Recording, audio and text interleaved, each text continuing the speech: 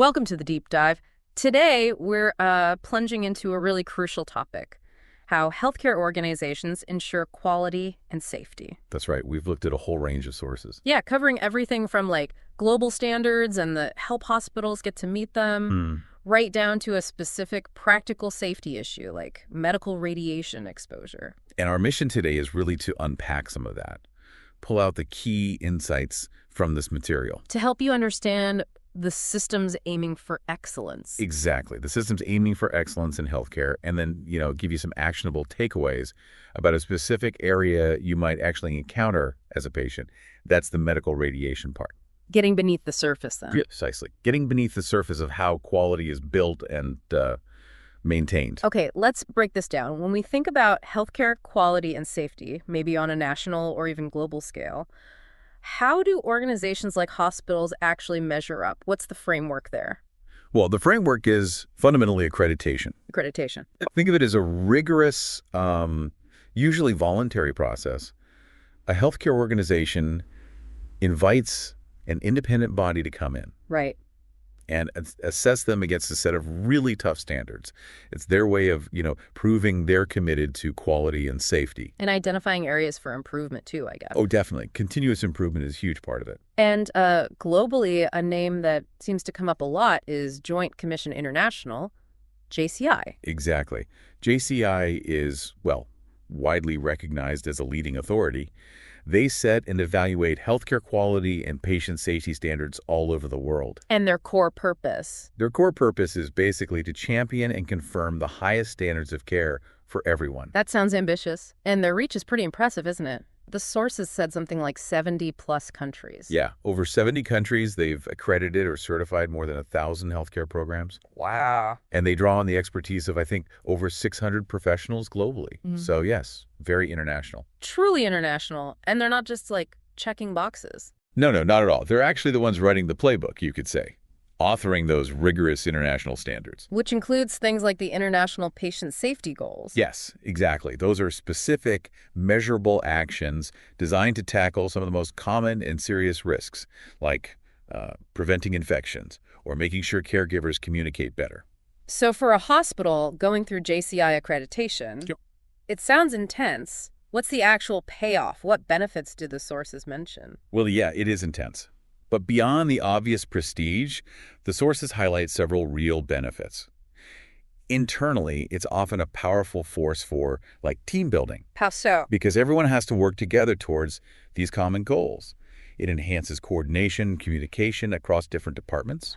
It helps organize and really strengthen patient safety efforts overall, which leads to better risk management, risk reduction. It sounds like it forces a hospital to really, get its house in order. That's a good way to put it. And importantly, it fosters a culture of patient safety. So it becomes part of the daily mindset. Right, not just a policy on a shelf. And then externally, it gives them a competitive advantage, builds community confidence. Makes sense. People trust the care more. Yeah, exactly. And this kind of framework, it isn't just global, right? Big countries often have their own versions, like NABH in India, National Accreditation Board for Hospitals and Healthcare Providers. Yes, that's a perfect example. NABH is part of the Quality Council of India. Okay. And it was specifically set up to establish and run accreditation programs tailored for healthcare organizations within India. So a similar role to JCI, but focused locally, setting benchmarks that fit the Indian context and consumer needs. Precisely. So bodies like JCI operating globally and NABH nationally, they provide that essential foundation. The standards and the evaluation processes. Exactly. The foundation that healthcare organizations use to continuously measure, assess, and improve their performance, ultimately aiming for better quality and patient safety. They give you the what to strive for. But striving for these standards, wow, that sounds like a huge undertaking for any hospital. It must require significant resources, expertise. Oh, absolutely. How do they actually do it in practice? Do they, bring in outside help? They often do, yes. Meeting these standards, optimizing really complex hospital operations, it requires specialized knowledge. Right. And many organizations need support with that. So this is where consultancy and support services become really crucial. The sources highlight companies that basically partner with hospitals to guide them through this whole process and improve how they operate day to day. Like Supreme Medic, that was the example used in the sources. Yes, Supreme Medic. They're described as a partner offering really comprehensive support throughout a hospital's journey. From the very beginning. Right from the initial planning and design stages all the way through achieving accreditation like NABH or ADL for labs. NADL, that's for labs specifically. Yes. Testing and calibration labs within the hospital, crucial for quality diagnostics.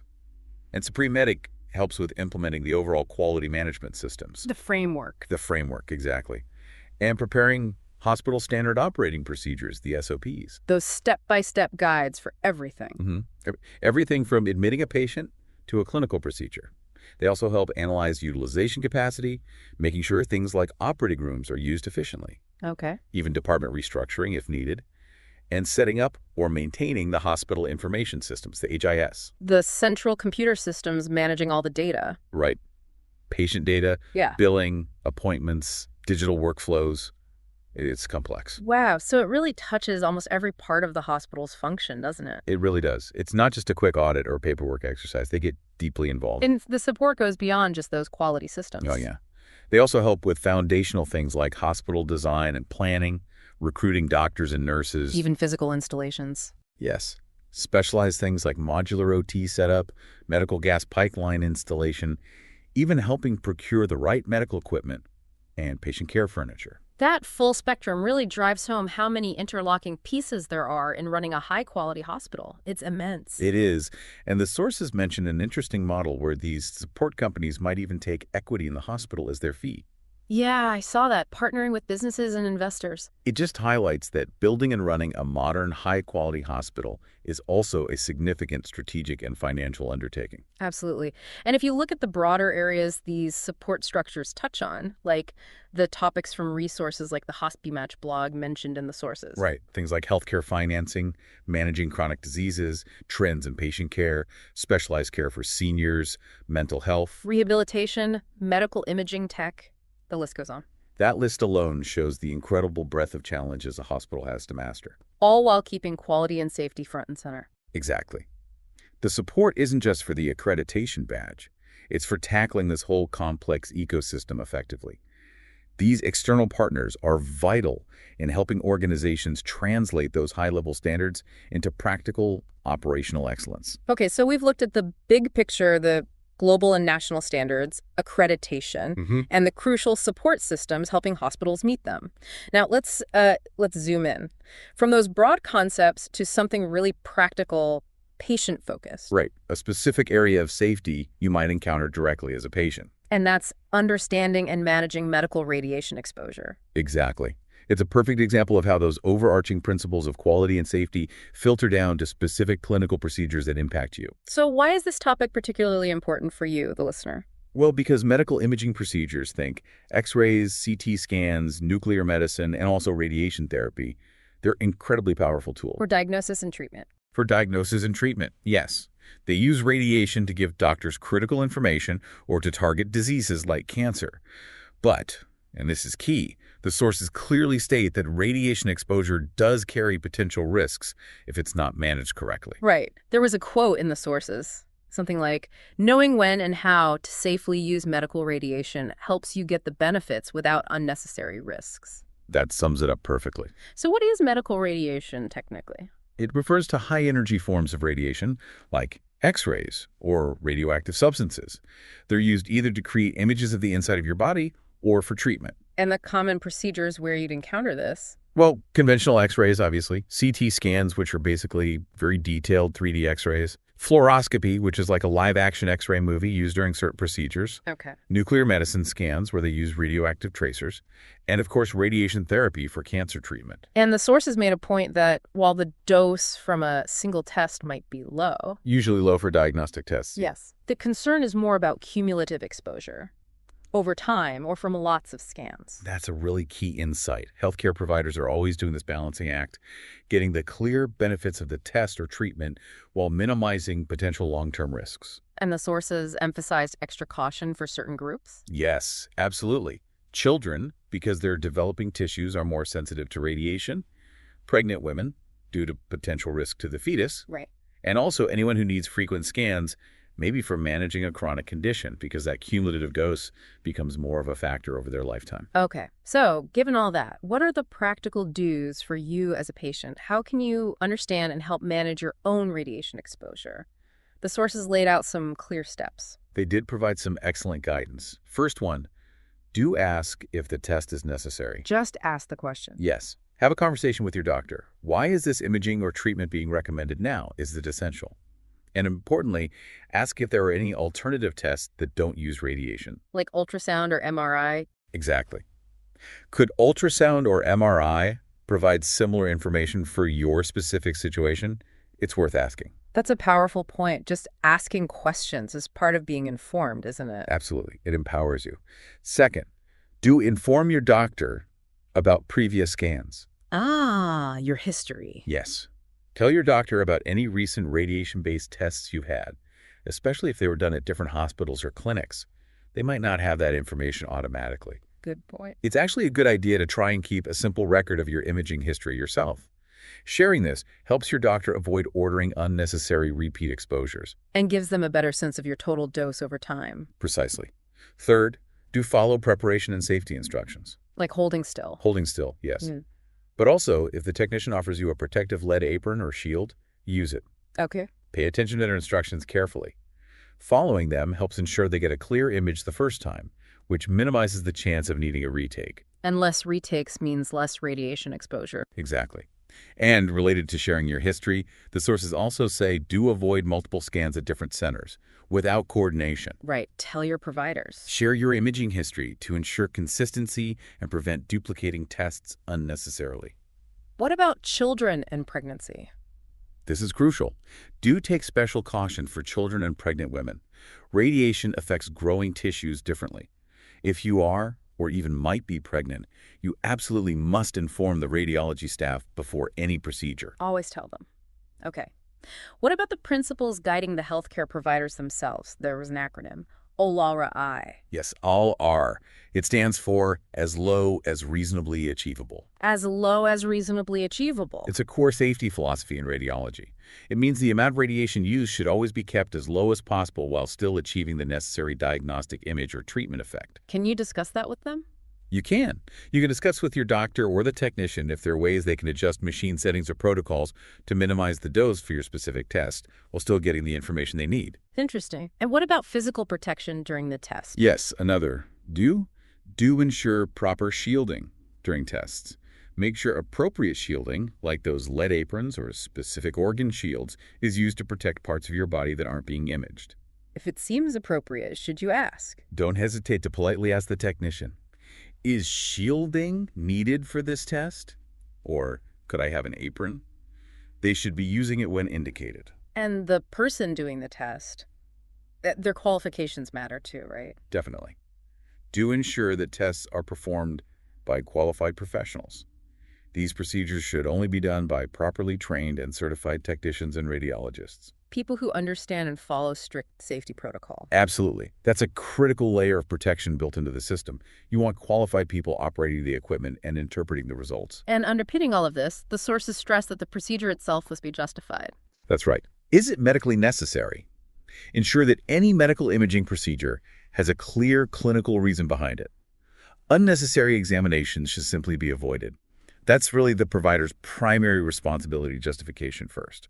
The sources also mention strategies that hospitals use behind the scenes, right? Not just for patients, but for staff safety, too. Yes, these operational strategies are key. Things like minimizing the time staff and patients are exposed during a procedure, maximizing distance from the radiation source whenever possible. Distance helps. Significantly. And using shielding, both built into the room and portable shields. They also focus on optimizing the imaging techniques themselves, tweaking settings to reduce dose without sacrificing image quality. What about protective gear for staff? Yes, ensuring staff use appropriate personal protective equipment, or PPE. Like the lead vests you see them wear sometimes. Exactly. Lead vests, thyroid collars, maybe goggles or gloves depending on the procedure. Equipment to protect staff from scattered radiation. Makes sense. What else? Other strategies include ongoing training and education on radiation safety for everyone involved. Monitoring exposure levels for staff who work with radiation frequently. So they track their dose. Yes. Appointing a dedicated radiation safety officer. someone whose job it is to oversee all the safety programs, and having robust radiation emergency response plans ready just in case. Okay. They even mention understanding potential medical countermeasures like potassium iodide, but that's really only relevant in very specific, rare emergency situations involving certain types of radiation release, not for routine medical imaging. Right. That really shows the layers of safety thinking involved. Let's quickly review the risks the sources mentioned for common tests. X-rays. For standard X-rays, the dose per test is relatively low. The main concern, again, is cumulative exposure over many, many tests over a lifetime, which can slightly increase the theoretical risk of cancer later on. Small increase, but it's there. Okay. CT scans. They give amazing detail, but the dose is higher. Correct. CT scans use a higher radiation dose than plain X-rays. Yeah. So the risk of radiation-induced cancer is considered higher, especially if someone has multiple scans over their lifetime or if scans are done on children. So it's always a benefit-risk calculation the doctor has to make? Always. Is the diagnostic information gained worth the small increase in risk? Usually the answer is yes, but the question needs to be asked. In procedures like fluoroscopy and nuclear medicine, higher doses still. They tend to use higher doses, yes, which just reinforces why it's absolutely essential that these procedures are medically necessary and performed with strict adherence to all those safety protocols we've discussed. ALARA, shielding, justification. Got it. To wrap up this section, let's quickly tackle some common myths versus facts about medical radiation that were in the sources. Okay, good idea. Myth number 1. All medical radiation is inherently dangerous. A fact. Fact. The risks are generally very low if the tests are medically necessary and performed correctly, following established safety protocols. For most diagnostic tests, the benefits significantly outweigh these small risks. Okay. Myth 2. The effects of radiation show up immediately. Fact. Significant noticeable effects typically only happen with very high doses, usually from radiation accidents or maybe repeated high-dose cancer treatments. The potential long-term effects from diagnostic scans, like that slightly increased cancer risk, are subtle and would develop, if at all, only over many years. Right, not like an immediate burn or something from a standard X-ray. No, not at all. And myth 3, protective gear like lead aprons aren't really necessary or effective. Fact. Protective gear like lead aprons and shields are absolutely effective at reducing radiation exposure to the parts of the body they cover. They play a vital role in minimizing dose, especially to sensitive organs outside the area being imaged. So definitely use them when they're offered or appropriate. Absolutely. Wow, this has been a really insightful deep dive, connecting the big picture to the specifics. It ties together quite nicely, doesn't it? We started with the foundational importance of accreditation bodies like JCI and NABH. Setting the standards for quality and safety? Right, defining what good looks like. Then we looked at the crucial role of support services, like the Supreme Medic example. Helping organizations actually implement those standards and manage the sheer complexity of running a modern hospital. Exactly. And finally, we drilled down into a specific, practical area managing medical radiation exposure, showing how these broad principles translate into real-world patient safety actions you can be aware of. And being informed about all these layers, it really helps you understand the vast systems working behind the scenes to provide quality care. And maybe more importantly, it empowers you to be an active participant in your own health decisions, especially when procedures involving radiation are on the table. Knowing what questions to ask is key. Absolutely. It shifts you from being just a passive recipient of care to being an informed partner with your healthcare team. That's crucial. So given the increasing sophistication and, let's face it, the increasing use of medical technology, particularly in diagnostics, here's something for you, our listener, to consider. How can we ensure that this constant drive for the most detailed images or the most precise treatments always remains anchored by that fundamental principle of patient safety, like keeping radiation exposure as low as reasonably achievable? That alloy principle again. Yeah. What responsibility does the healthcare system have in maintaining that balance? And just as importantly, what role do you play in asking the right questions and advocating for your own safety within that whole equation? That's a vital question to keep in mind, definitely, as you navigate your own healthcare journey.